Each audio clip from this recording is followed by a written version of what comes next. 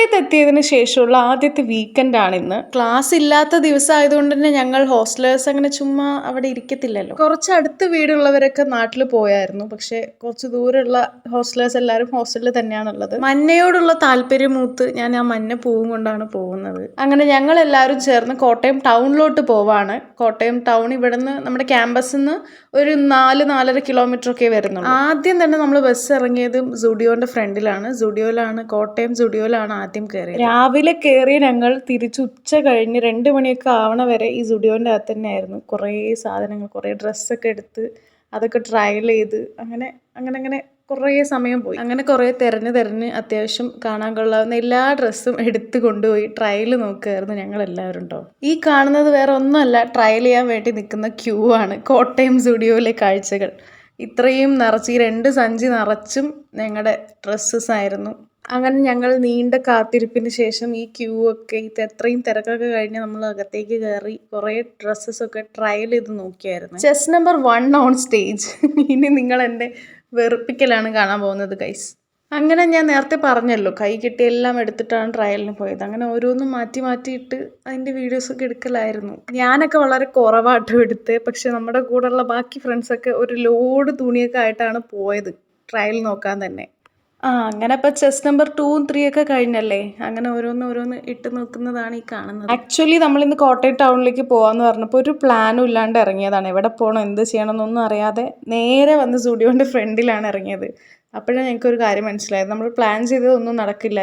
പ്രത്യേകിച്ച് ഞങ്ങളുടെ കാര്യം അങ്ങനെയാണ്. പ്ലാൻ ചെയ്യാതെ വരുമ്പോൾ എല്ലാം അങ്ങനെ ഓട്ടോമാറ്റിക്കലി നടന്നു പോവുകയാണ്. അങ്ങനെ ഡ്രസ്സെല്ലാം ഇട്ട് നോക്കി ഇഷ്ടപ്പെട്ട എല്ലാം എടുത്തു. പക്ഷേ അടുത്ത വലിയൊരു ഘട്ടമാണ് ഈ ബില്ല് ചെയ്യാന്നുള്ളത്. അതിനും ഇതിനേക്കാളും തിരക്കായിരുന്നു. ഫൈനലി ആഫ്റ്റർ 2000 ഇയേഴ്സ് നമ്മൾ ബില്ലൊക്കെ ചെയ്ത് സ്റ്റുഡിയോന്ന് ഇറങ്ങി.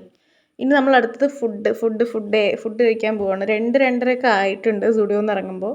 പിന്നെ നമുക്ക് എല്ലാവർക്കും നല്ല വിശന്ന് അങ്ങനെ നേരെ ഫുഡ് കഴിക്കാനൊക്കെ കയറി. അങ്ങനെ കോട്ടയം മെയിൻ ടൗൺ റോഡ്സിലൂടെയൊക്കെ നമ്മളിങ്ങനെ നടന്ന് ഫുഡ് കഴിക്കാനാണ് പോകുന്നത്. ഈ റൗണ്ടും ഈ ജംഗ്ഷനൊക്കെ പലരും കണ്ടിട്ടുണ്ടാവും. കോട്ടയത്തിലെ മെയിൻ സ്റ്റോപ്പ്, മെയിൻ ജംഗ്ഷനാണ്. അങ്ങനെ ഞങ്ങൾ അവിടെ നിന്ന് നസ്രത്ത് റെസ്റ്റോറൻറ്റിലാണ് എത്തിയിട്ടുള്ളത്. വലിയ ദൂരമൊന്നുമില്ല, സ്റ്റുഡിയോന്ന് കുറച്ചടുത്ത് തന്നെയാണ്, നടക്കാനുള്ള ദൂരമേ ഉള്ളൂ. ടൗണിൽ തന്നെയാണ് ഇതെല്ലാം വരുന്നത്. ഞാൻ ആദ്യമായിട്ടാണ് ഇവിടെ നിന്ന് ഫുഡ് കഴിക്കുന്നത് കേട്ടോ. ഒന്നേ എനിക്ക് പറയാനുള്ളൂ, കോട്ടയത്ത് നിങ്ങൾ എപ്പോഴെങ്കിലും വരാണെങ്കിൽ മസ്റ്റ് ട്രൈ ആയിട്ടുള്ള റെസ്റ്റോറൻറ്റ് തന്നെയാണ് ഈ നസ്രത്ത് എന്ന് പറയുന്നത്. ഇനിയിപ്പോൾ കോട്ടയത്തുള്ളവരാണെങ്കിൽ നിങ്ങൾ മസ്റ്റായിട്ട് ഈ റെസ്റ്റോറൻറ്റിൽ വന്ന് കഴിച്ചിരിക്കണം കേട്ടോ.